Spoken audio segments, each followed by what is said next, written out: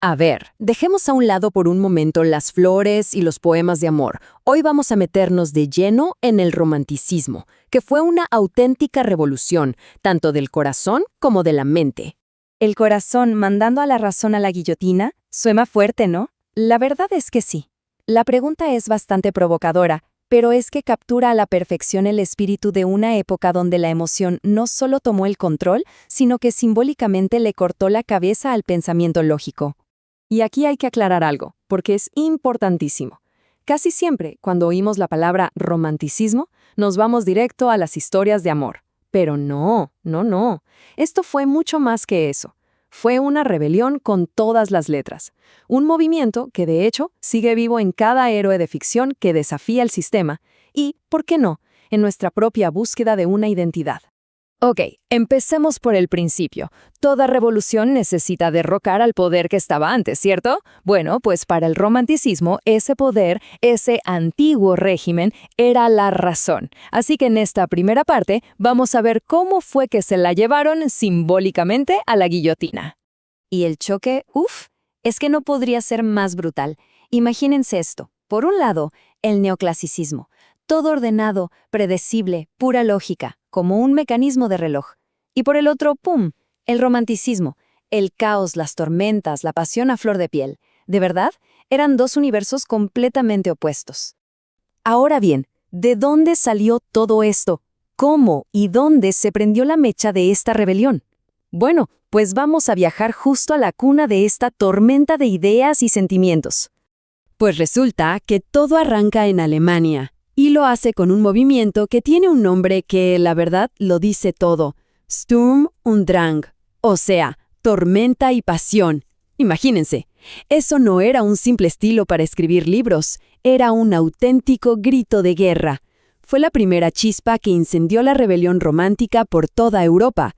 Y a ver, esta rebelión no salió de la nada. Tenía una base filosófica muy fuerte que venía del idealismo de Kant. ¿Qué decía Kant, en pocas palabras? Que nuestra mente no es un simple espejo que refleja el mundo. No, nuestra mente lo construye. Y claro, esto lo cambió todo. De repente, el yo, la percepción de cada uno, se vuelve el centro del universo. Lo subjetivo le gana al objetivo, y eso abre las puertas a una fascinación total por el misterio y lo sobrenatural. Y por supuesto, una rebelión así de grande necesitaba líderes, ¿no? Verdaderos gigantes que le dieran voz y forma. O como diríamos hoy, sus influencers. Vamos a conocer a estos titanes. Y aquí los tenemos, unos genios, de verdad. Goethe, al que llamaban el Júpiter de la literatura, que con su obra Fausto se metió hasta el fondo para ver los límites de la ambición humana. Luego está Víctor Hugo, el sumo pontífice, que con Los Miserables nos regaló una lucha épica por la redención. Y cómo no, Edgar Allan Poe, el maestro del terror, que nos llevó de la mano a los sótanos más oscuros de la mente. Pero ojo, su impacto va mucho más allá de ser solo buenos libros. Con Goethe, uno se pregunta, ¿qué estaría dispuesto a vender por saberlo todo? Con Víctor Hugo se siente en carne propia la injusticia, pero también la esperanza. Y Poe, Poe no solo metía miedo, nos enseñó a desarmarlo, a ver cómo funciona por dentro. Ok, ahora vamos con un dato que quizá no se espera. Porque el romanticismo no fue solo poesía y dramas intensos. También nos dejó una, digamos, invención, que si lo pensamos hoy, se hizo completamente viral.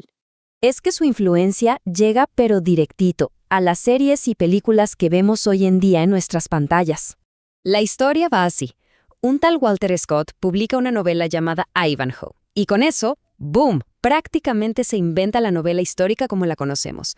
Pensemos en todas esas historias de caballeros, de castillos, de batallas épicas que nos encantan en el cine.